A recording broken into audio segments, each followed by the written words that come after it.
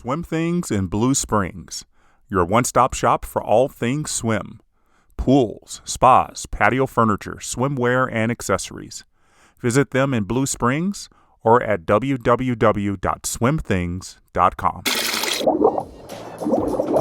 Hi guys, it's Molly from The Journey. Put your comments in by May 1st for a chance to win a drawing to win one of Jeff Cummings' Odd Man Out autobiography, and he signed it, a Team X travel mug, as well as a $50 Swim Things gift card. Now, as we always say, it's not just about the destination, it's about the journey.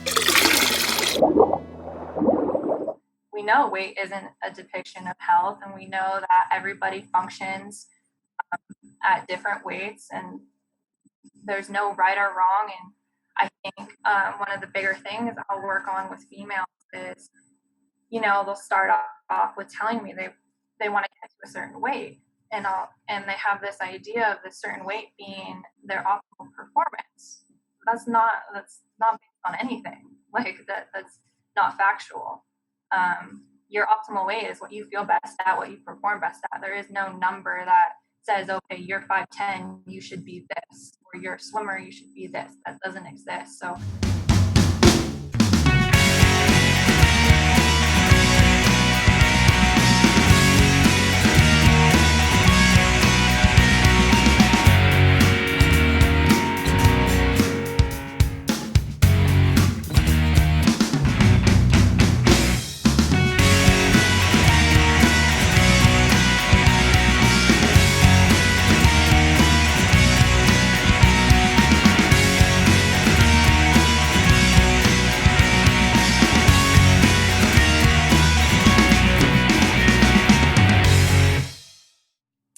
So hello, everyone, and welcome back to The Journey. Coach Jean Madison is with me, and we're so excited to have Sav Miller here. She's a registered dietitian, nutritionist, whose mission is to assist athletes in reaching their potential and on and off the field. And so I'd like to welcome you, Savannah, to The Journey. Thanks so much for having me. I'm honored to be here with you guys, so I'm stoked. Good. So tell us, so nutrition is such a valuable aspect in helping athletes reach their full potential. I read a quote on one of your websites that I think gets right to the heart of it. You said, nutrition has the power to enhance your everyday performance or inhibit it. Food directly impacts physical, emotional, and mental well-being. And we all need to focus on nutrition these days, but for athletes, it can really make a difference.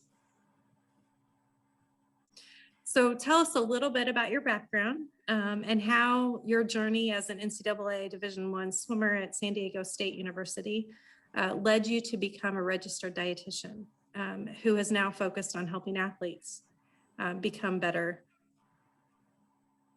Yeah, so I guess I started swimming in high school, and then I went on to swim in college, but was kind of interesting. I went into San Diego State. I declared sports psychology actually as my major. I ended up switching halfway through my freshman year because I was interested in nutrition. I kind of liked sports psychology because, mentality is so huge in swimming or any sport.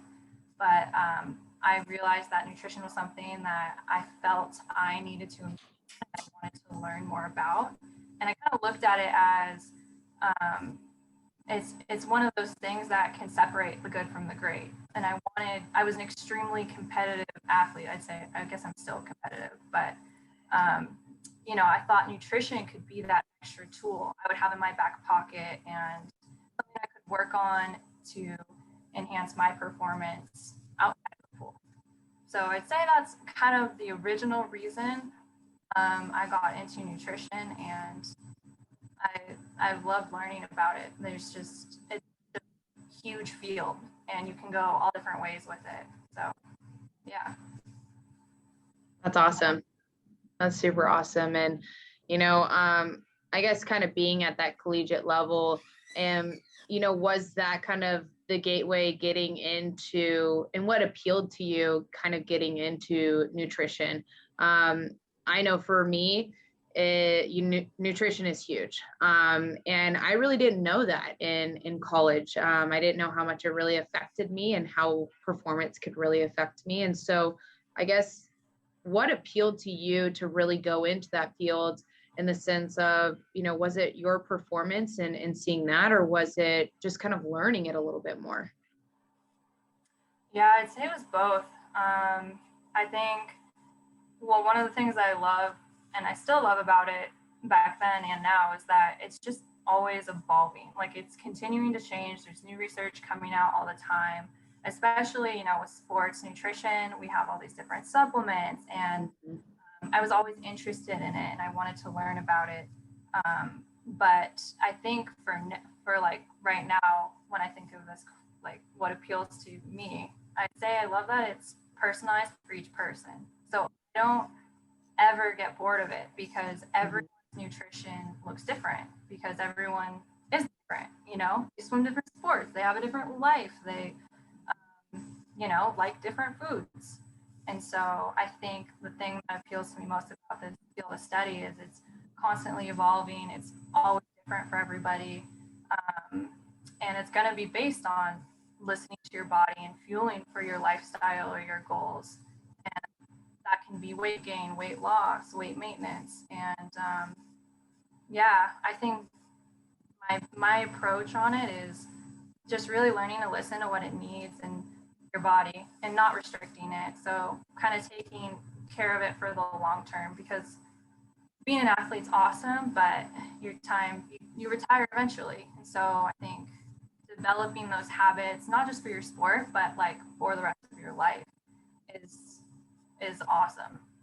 It's a field that's applicable to your everyday forever. And that's Right. why I love it. Yeah, I will definitely say the life after swimming is very different. And I think both of us can, speak to that, and even you, what works for you now than what worked for you when you did swim is totally different worlds, right? But I guess kind of going into my next question, what challenges, do you think most people, or specifically athletes, develop in through, whether that's college or whether that's, after college? Because I think that's important.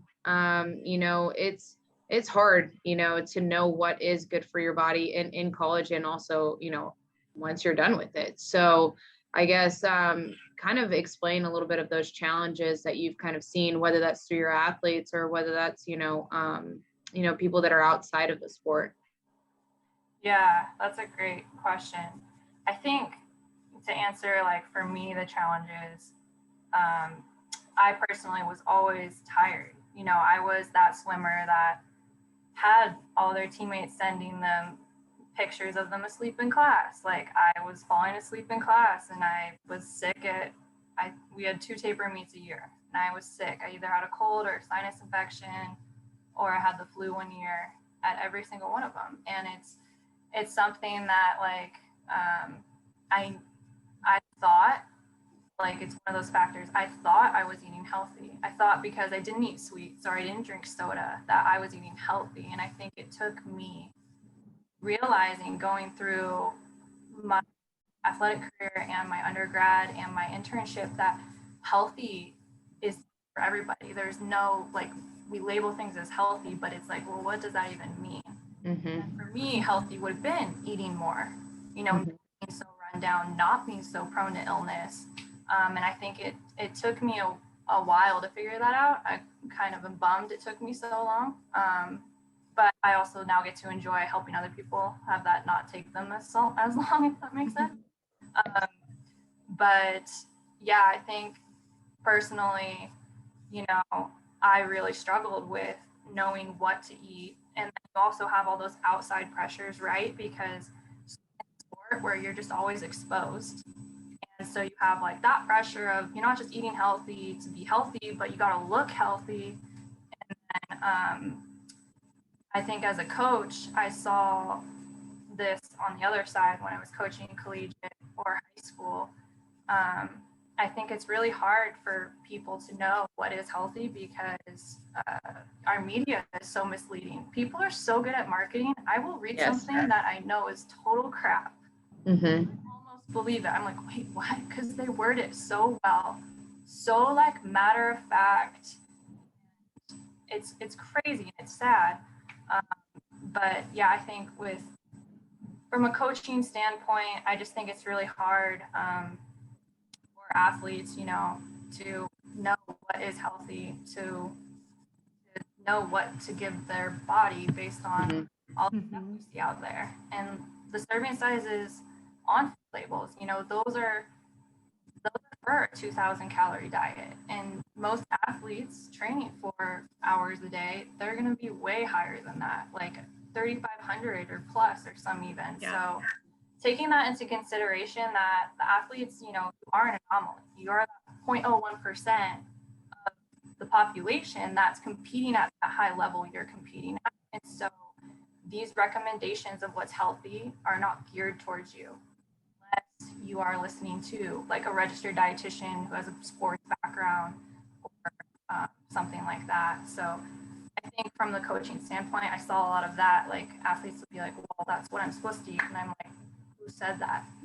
Says who? So Yeah. And to kind of go back to what you were kind of talking about, you were really fatigued, you were really getting sick. And obviously when you start to taper in swimming, your body starts to recover, right? And your body starts to honestly build back what you've lost, right? And it's exerting your body so much, especially in swimming.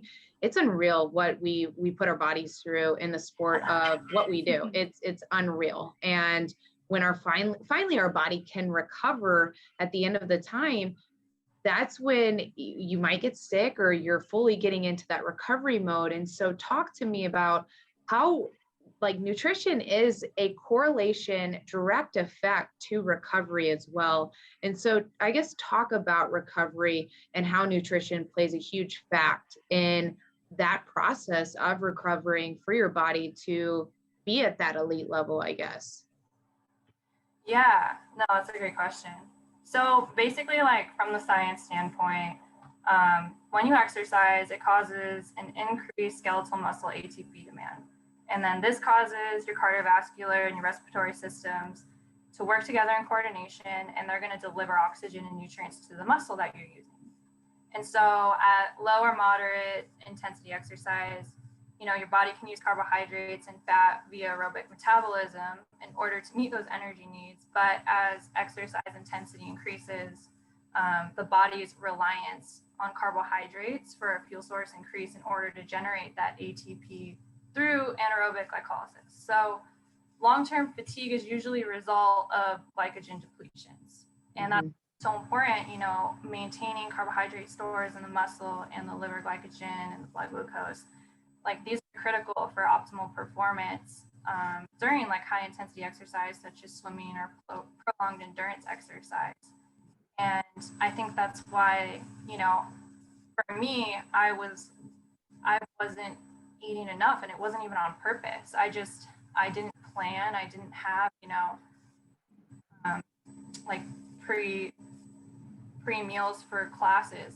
I would go to class and maybe I didn't pack, and it was like, well, I'm in class for another hour and a half of not eating. I'll eat when I get out. But, that's hour and a half of not starting that recovery process or not fueling for that next workout. And so I think like, going back to your question, it comes down to really maintaining your fuel stores throughout the day, throughout the week. Otherwise, your body's just not able to, recover and build muscle and fuel. And and like again, it's not that I like was when I was saying I was tired all the time or getting sick. I wasn't purposely restricting. I thought I was eating enough because I thought that was my servings, and I was on the go. And you confuse fatigue with hunger and stress and all these other factors that roll in it, especially for student athletes. I think they forget they're even hungry. Yeah, it blows my mind. I know. I remember a conversation during girls season with my girls team, and we were just talking about their calorie intake. And when I said they should be eating 3,500 calories a day, they were like, no, coach, that's too many. And I'm like, Yeah. no, again, it goes back to what our media has told, girls and told, athletes for years. And it's so hurtful. And I had to tell them, then I had to have our weights coach tell them. Yeah. I mean, they did not believe me. I'm like, okay, let me send you some articles, right?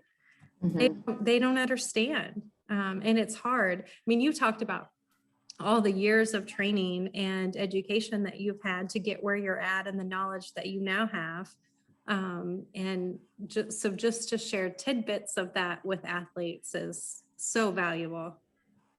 Yeah. And I think too, we're starting to see more research come out on REDS, relative energy deficiency syndrome.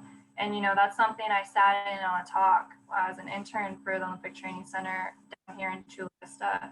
And I was the first I had heard about it. I'm like, how did I go through 4-year undergrad without hearing about REDS? And everything made sense. Like it affects depleted and deficient for long periods of time. It starts to affect your mood, your muscle, endocrine system, your immune system, your gut health. And I think it's going to come out more. But yeah, I think it's something that just gets overlooked because, again, athletes are such a small population. We're more focused as America, we're more focused on getting people to move more, to get 20 minutes of movement a day.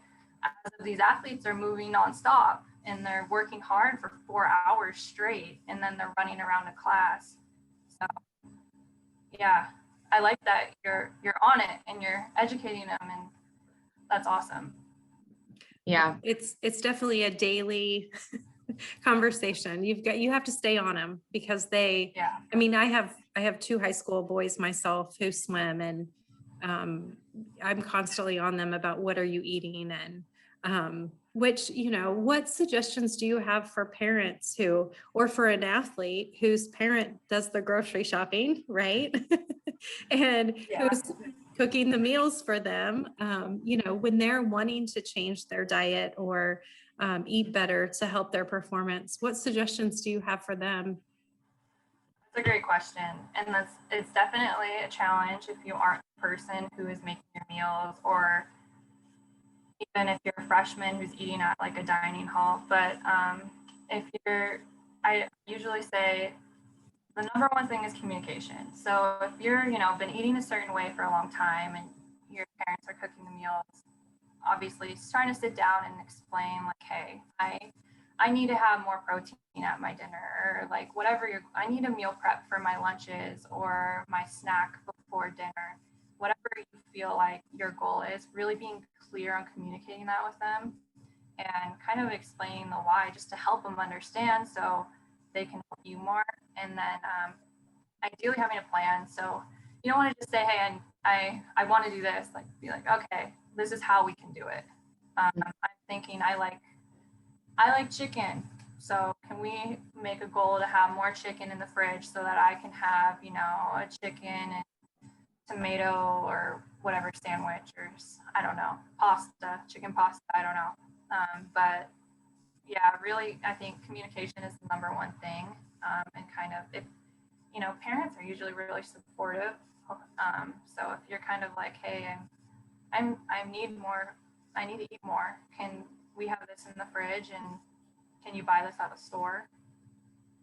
Yeah. I think those are great tips. Yeah, I would say one thing, that I see kind of with my athletes is, we have a fueling station here at TCU, and something that we use consistently. And I think the biggest thing is for our athletes, just choosing healthier options, snacking on good snacks, right? And I would say, I'd rather pick an apple and peanut butter rather than, a bag of potato chips, because what one is going to fuel me better, right? The apple and the peanut butter rather than, just empty calories, not even giving me any source of energy, right? And Yeah. so it is something that we definitely preach. And it is something that we make sure we fuel in our fueling station, protein shakes, apples, fresh fruit, protein bars, just quick, easy snacks. Like we always have these little apple sauces that are, squeezables and just stuff like that. That's super easy for them. And it really does make a difference because, again, their life is always on the go. Um, I always think about like, how was I in college? And I have to think back. Yeah, that's how my life was. I didn't have time to meal prep unless if I did it on Sunday. I had to prepare myself. And so it is important that they really understand that if they are going to class, be prepared. Bring a few, bring your lunch with you. If you have to eat lunch in class, do it, and that teacher should understand, or the professor, because at the end of the day, you have to fuel your body to, get to that, recovery, or, get ready for the next, practice that's coming up so that you're not just exhausted, and whatnot. So I think that's awesome. And one other question that I kind of wanted to ask was, I hear this a lot through swimming, that a lot of people reach plateaus. I know I had it in my swimming career. I know a lot of, whether it's females or males, but you reach at the certain point where you kind of hit your top, or you hit the ceiling, and you're trying to break through.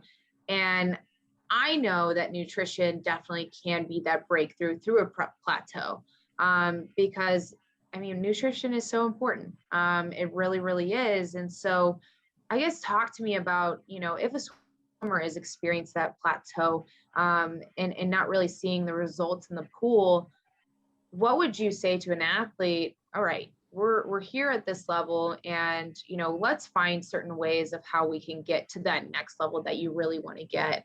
And so I guess, what advice would you give to those student athletes that are kind of experiencing that, or even any high school kids as well? Yeah, it's a great question. I think with like swimmers and plateaus, or just like you were saying with nutrition, you can always improve it.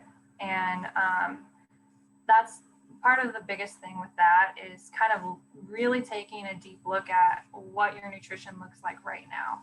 And I think I like the saying, awareness precedes change.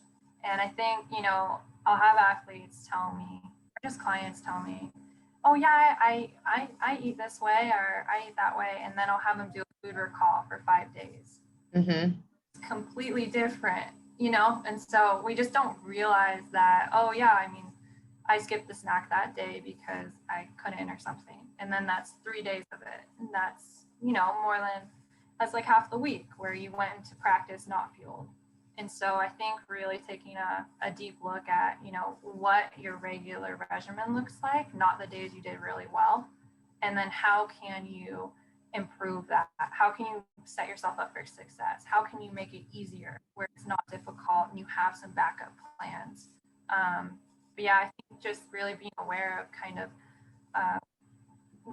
what your fueling schedule looks like, or your regimen looks like, and then sitting down with a dietitian ideally and talking about, what am I missing? Is this balanced? Where can I enhance it? And again, it's not about restricting, it's about giving your body what it needs, giving it more of what it needs to have more of that energy. Maybe you're fading the last 20 minutes of practice. Okay, well, maybe we can look at some kind of carbohydrate supplement you have during practice. Mm-hmm. Be like a sports gel, you just like get out of the pool and have it halfway through. Mm-hmm. Kind of things like that, where they'll be different for every athlete. But there's always something you can improve, whether it's pre or during or post or hydration or sleep or, your weekends. People don't realize weekends are huge, even if you're not training as much. So I will definitely agree with you on the weekends. Those empty calories can definitely affect you and your recovery. Wink, wink, nod, nod. But I definitely have to say that's huge. And I agree with you, especially what you kind of talked about with athletes during practice.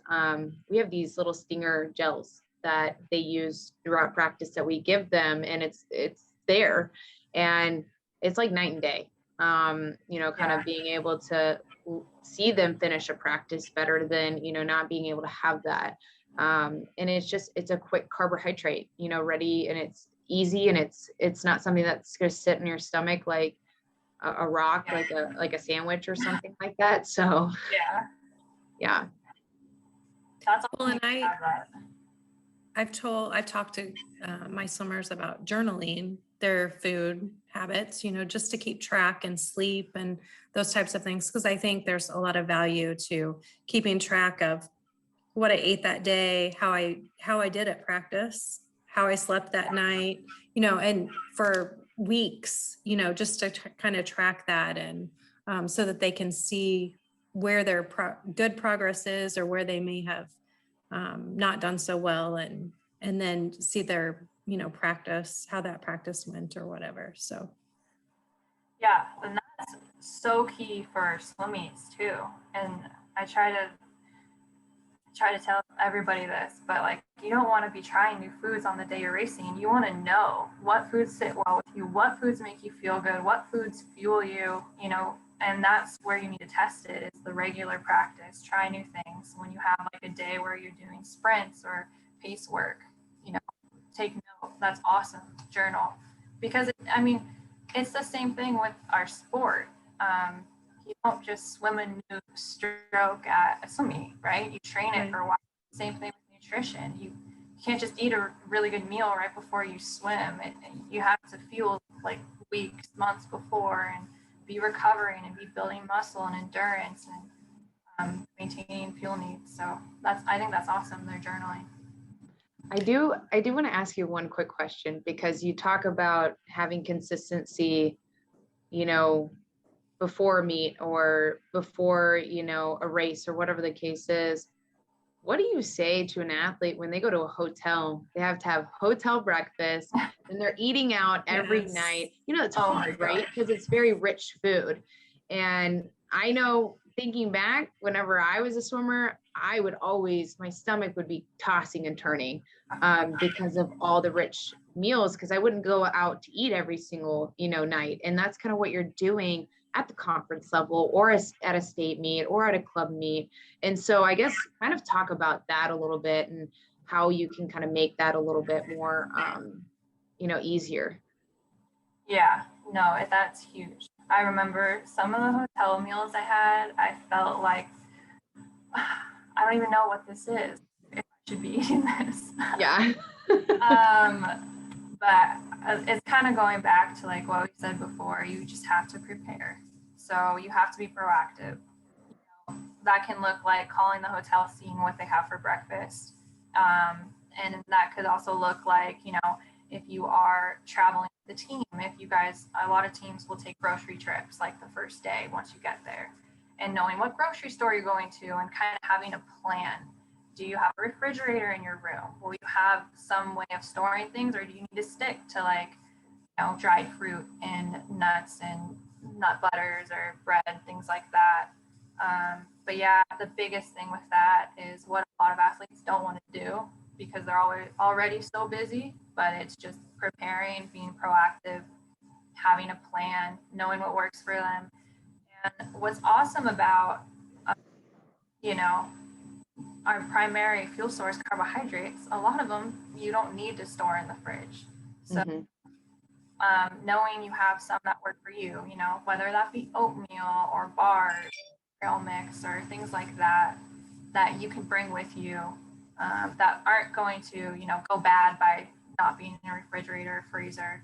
So kind of like having those key things that work for you. I know for me, I always felt like I needed to bring, I think I brought oatmeal, I would bring bars, and then I'd have fresh fruit. And what's the other thing I used to bring? It depends. If there was a refrigerator, I really like the Greek yogurt granola in the mornings, because you just never know what the hotel is going to have. Right. The rubbery eggs. Sure. The rubbery eggs. Yes. I remember I brought like a veggie mix, because I never felt like I got enough vegetables at the dinners. Mm-hmm. But yeah, having a backup plan is huge. I will tell you, me and the other assistant coach here, Mona, her and I, we always room together at meets. And I'm going to be honest, I feel like I'm a little bit more picky now than probably what I was younger, but I feel like we bring a whole grocery store when we go to travel meets and stuff like that. It's great. Yeah.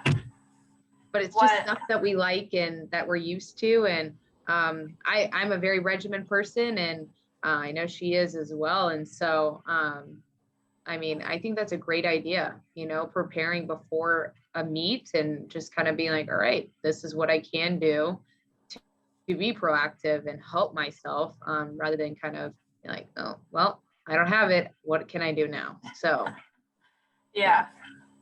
That's awesome. And there's so many really great, just easy things you can bring. I mean, something that I didn't really know about, but I think it's becoming more popular is just like those baby food pouches. Have you seen those? Yes. Oh, yeah. Mm-hmm.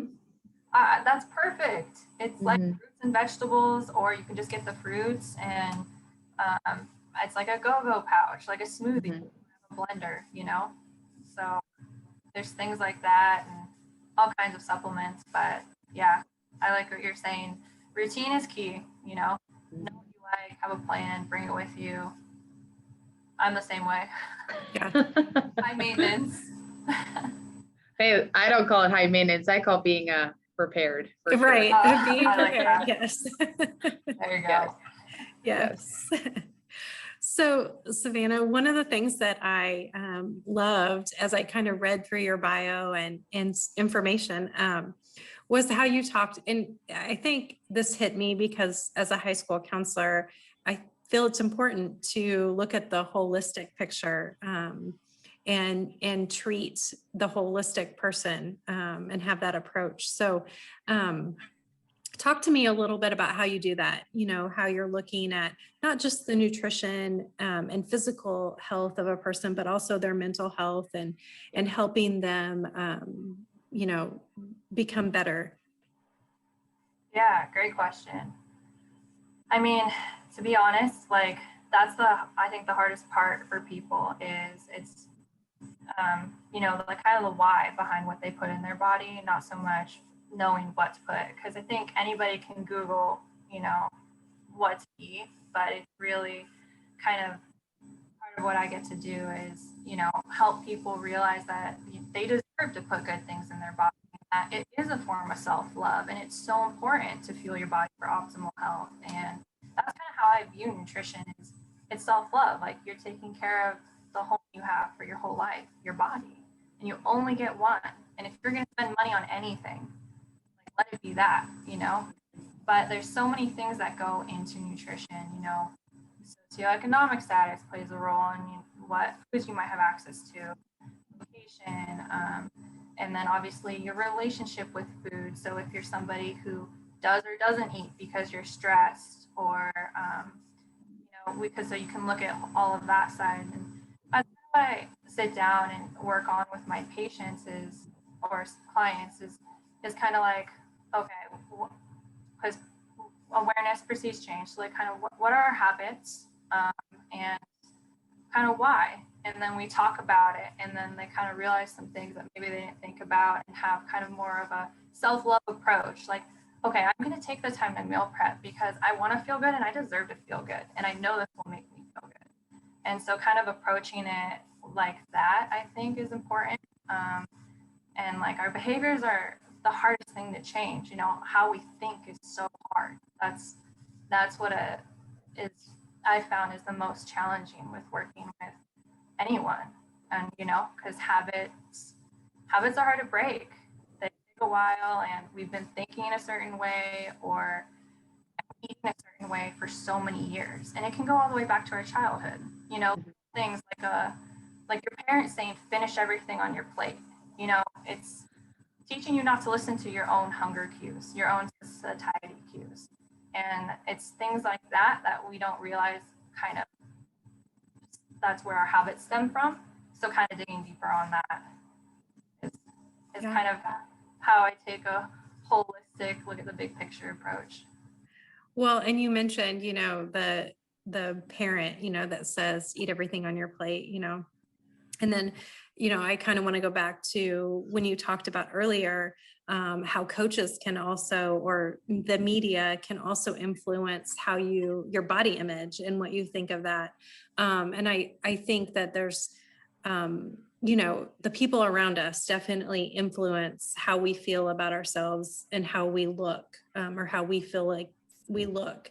And I can, when you were talking earlier, I can think about a conversation I had with my college coach and about my body fat and how, and we were talking about it, and he was like, Jennifer, swimmers are apt to have a higher body percentage of fat just because they're in the water. And, so I had to like change my whole perspective of that, as a swimmer. And so I just think, the people around us certainly can influence our eating habits and our nutrition. So talk to me a little bit about that. Like, what would you say to a young girl to help her overcome some of those things that she's heard or faced? Yeah, no, that's a great question. And I think it's not talked about enough, how harmful it can be to make comments about somebody's eating habits. Whether that person does or doesn't have disordered eating or an eating disorder. But it can be just extremely harmful to that person or to the people listening around them. And I know with coaches and parents, that's awesome your coach took that approach, or obviously is educated and understands that women do have a higher body fat, especially swimmers.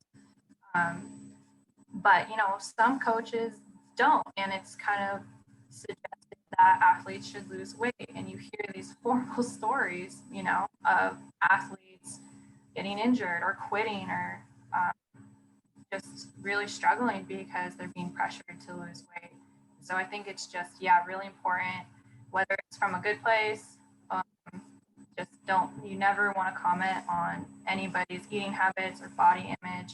And then as far as your question was, what would you say to a young woman who's struggling with understanding how to fuel her body? Mm-hmm. I would probably try to sit her down and really get her to understand that she's an athlete, she's doing incredible things, and she has to fuel her body to do those things. And we know weight isn't a depiction of health, and we know that everybody functions at different weights, and there's no right or wrong. And I think one of the bigger things I'll work on with females is, they'll start off with telling me they want to get to a certain weight, and they have this idea of this certain weight being their optimal performance. That's not based on anything. That's not factual. Your optimal weight is what you feel best at, what you perform best at. There is no number that says, okay, you're 5'10", you should be this, or you're a swimmer, you should be this. That doesn't exist. So I think just educating, and obviously sometimes you have to refer out to a psychologist, but really understanding what your body needs and helping provide that education is important. And then if there's certain unhealthy habits, obviously getting help and figuring out where that comes from. Well, and I think too, that comes from your holistic approach, looking at the whole picture, the mental and the physical side, and just helping that athlete see. And, I said female, and I live with two males athletes, and I certainly know that, they have their own view of what the ideal body should look like, being in, and so I think that, male and female, you have to look at that whole picture for sure. So. And definitely. And to kind of go off of that, you look at people on Instagram, like these males or these women, and they're getting paid to look that way. And that's their job as well, to look a certain way and to fuel their body that way, and exercise in that way. For a swimmer, it's different, right? Or for any other athlete, it's very different. You are not an Instagram model. You are not an Instagram influencer. You are a student athlete. You are an athlete in general. That is your title. And that is something that's really hard for a lot of people to wrap around, because it's constantly something they see. And it's more of a stigma, I think, that a lot of males and females are like, I need to look this way to, perform this way. Well, actually, you don't. You know, to be a swimmer or to be a different athlete, you have to do this, this, and this to, perform at your highest level. And I mean, I even get some of, the cases where, girls, at TCU, it's a little bit different. The sorority life is a huge deal, and looking, skinny and all of that, it's like a competition. And it's like, no, you're an athlete, look strong, be proud of yourself, be proud of your biceps or your, amazing legs. I love that. I love when athletes look strong. And I think it's just more of like, it's not looking skinny. It's more like looking, healthy.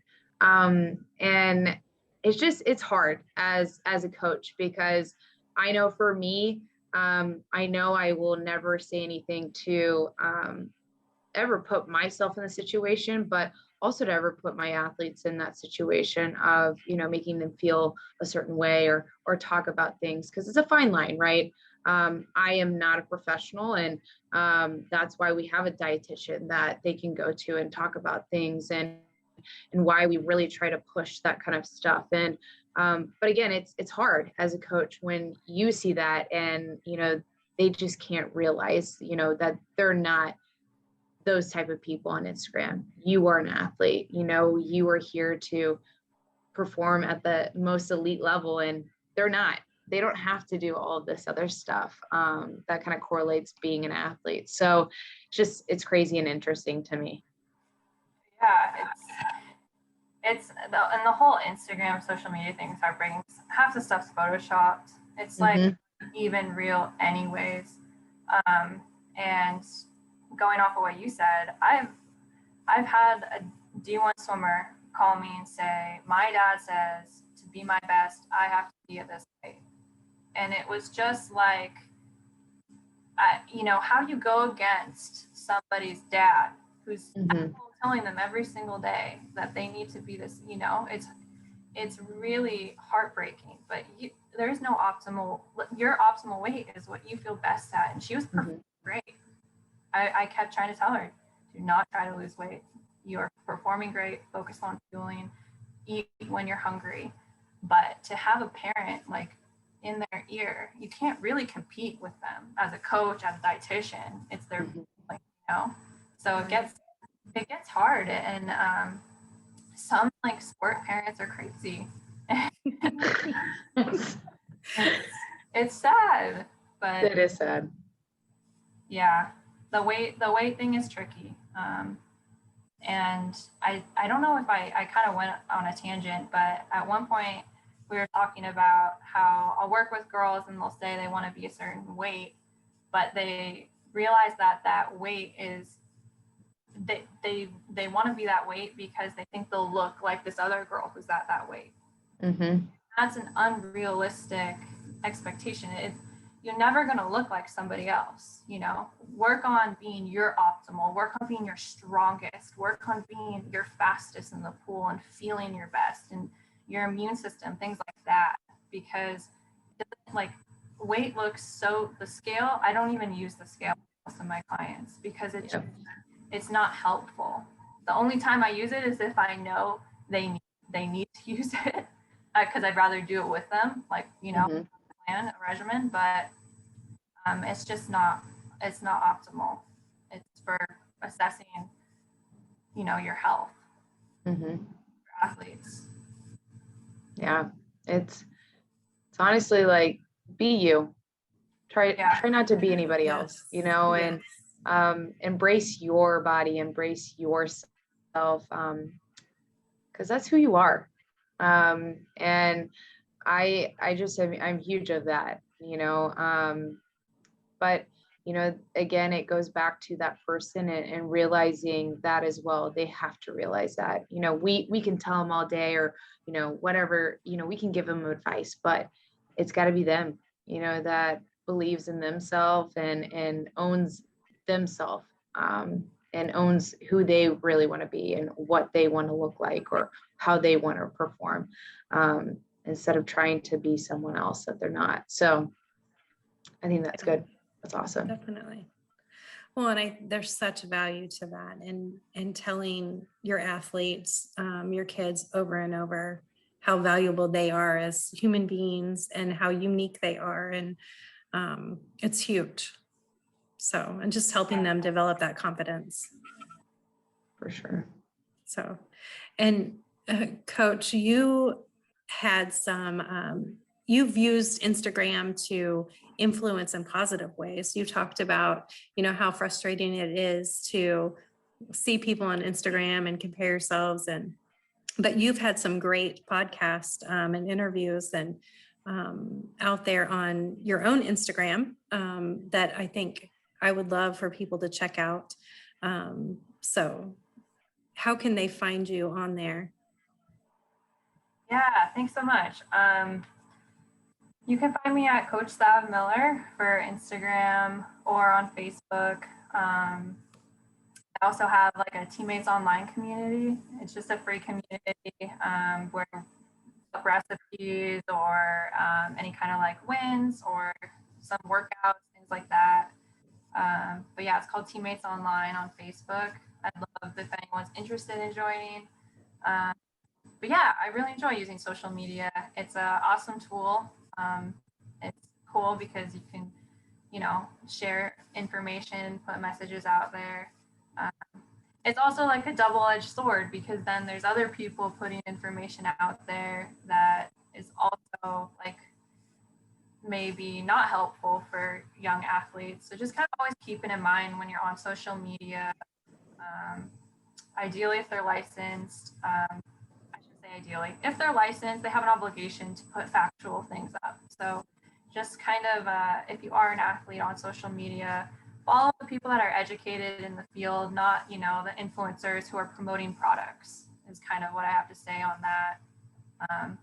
Making sure you're getting your information from a credible source is good because there's just so much out there. It's overwhelming, and I hate seeing young people get misled. So Yeah, definitely. So I know as a parent and as a high school coach, I really appreciate your expertise and knowledge and you being willing to share it with us today. So it's great. Yeah, thank you guys so much for having me. You're welcome. Yeah, definitely. It's all about the journey and not about our destination. And so I think you've helped us just share your journey with us today. So thank you. Thank you for having me. You're welcome. Hi guys, it's Molly from The Journey. Put your comments in by May 1st for a chance to win a drawing to win one of Jeff Cummings' Odd Man Out autobiography. Annie signed it. A Team X travel mug, as well as a $50 Swim Things gift card. Now, as we always say, it's not just about the destination, it's about the journey.